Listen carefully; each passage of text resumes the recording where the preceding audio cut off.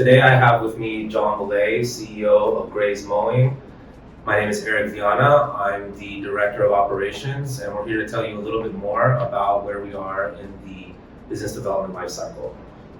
John, why don't you tell us currently a little bit about our corporate partners and pilot partners? Yeah, so right now we've got 358 pre-orders, and that's from a wide variety of small landscape company that started just 3 years ago, and they're maintaining a lot of parks, school districts.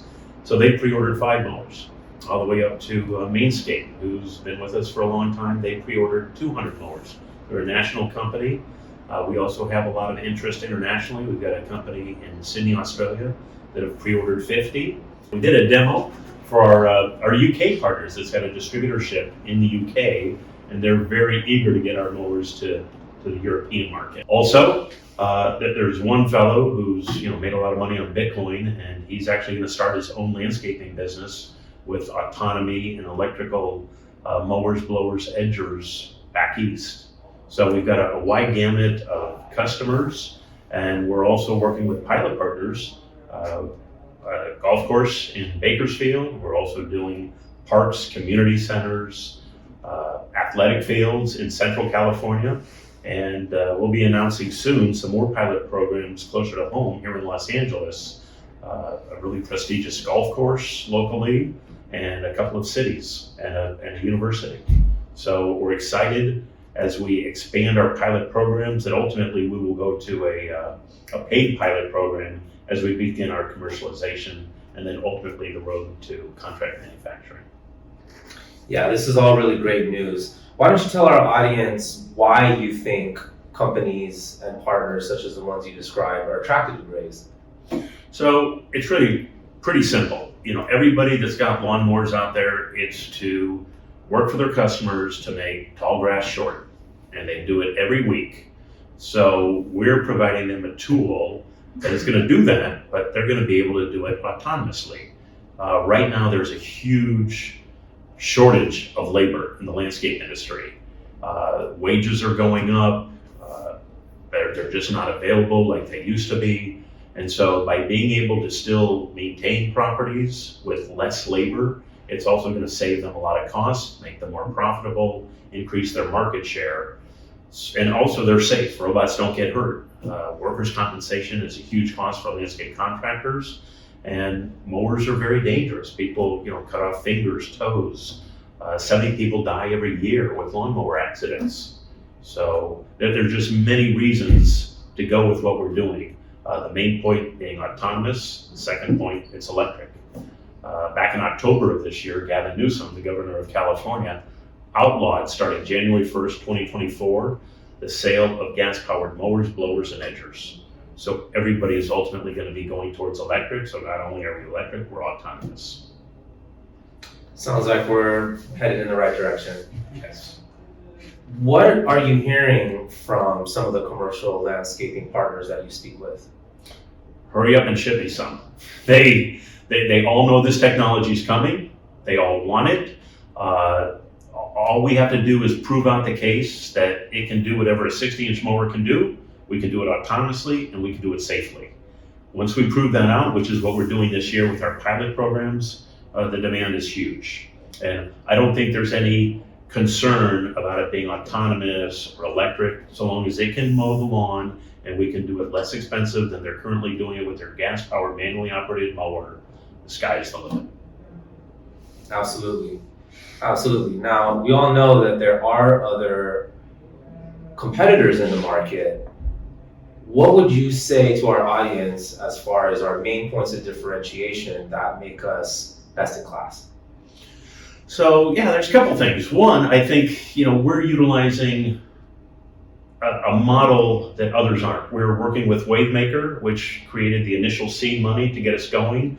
They also have, as you can see, a robotic incubator, which allows us to, kind of pick and pull the engineers we need, be it mechanical, software, battery, autonomy.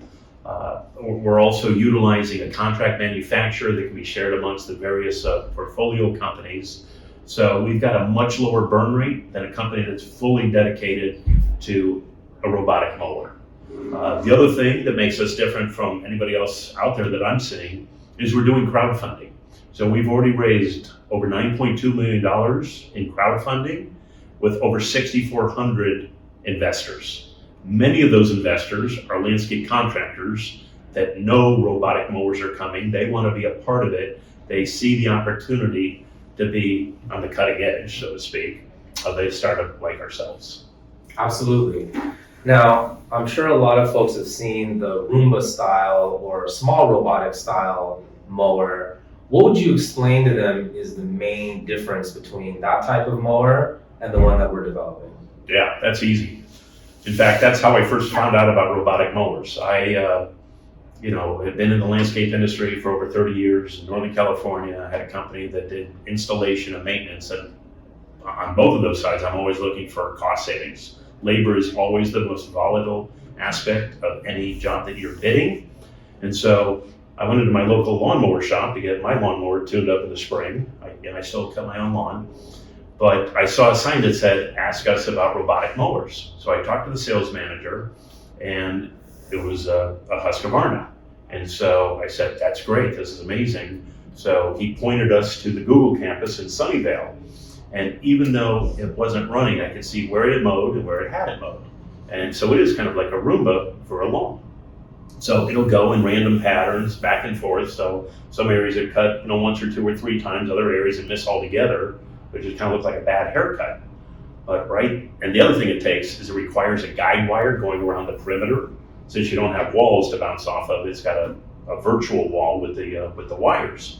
But I just said right then and there, man, if somebody could create a mower that doesn't require the guide wires, that can go back and forth in parallel lines like you're used to seeing, and is big enough for commercial use, they would have something.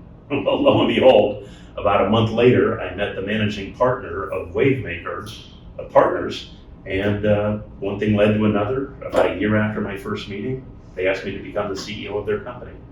And been here ever since, and loving it. The rest is history. That's right. We're making history. So what you're saying is that using our GPS technology and path planning, we're able to create clean, uniform, repeated rows when we mow as compared to a smaller Roomba-style robot, correct? Absolutely. And so we're using the GPS to map out the perimeters so we know where the borders are. We're using the map planning, like you talk about, to go back and forth in parallel lines. We want to maintain, at least 4 inches of overlap so that we don't have any gaps or, what we call the cornrows or the mohawks. And being able to, get it up to 7 miles per hour, which will have us the ability to mow over 3 acres per hour. And that's really, some of the main questions that come out of contractors. Well, how many acres will it mow per hour? Well, how long will it run? How long does it take to charge? So the answers are, as we continue the testing, we ultimately get up to 7 miles per hour. That will mow over 3 acres per hour. Wow. We've got 40 kilowatt hours of battery, which will get us at least 8 hours of mow time. And with a 240 volt charger, we'll be able to charge it overnight and do it all again the next day. The other thing with robots, they don't charge you overtime, so you can keep running, you can run at night, they're very quiet. They sound more like a vacuum cleaner, not the heavy, throaty sound of a gas-powered mower. And best of all, no smell of gas coming from a Right, well, and that's the other thing. With the electric, there's no emissions, and so there's no pollution as far as emissions or noise pollution.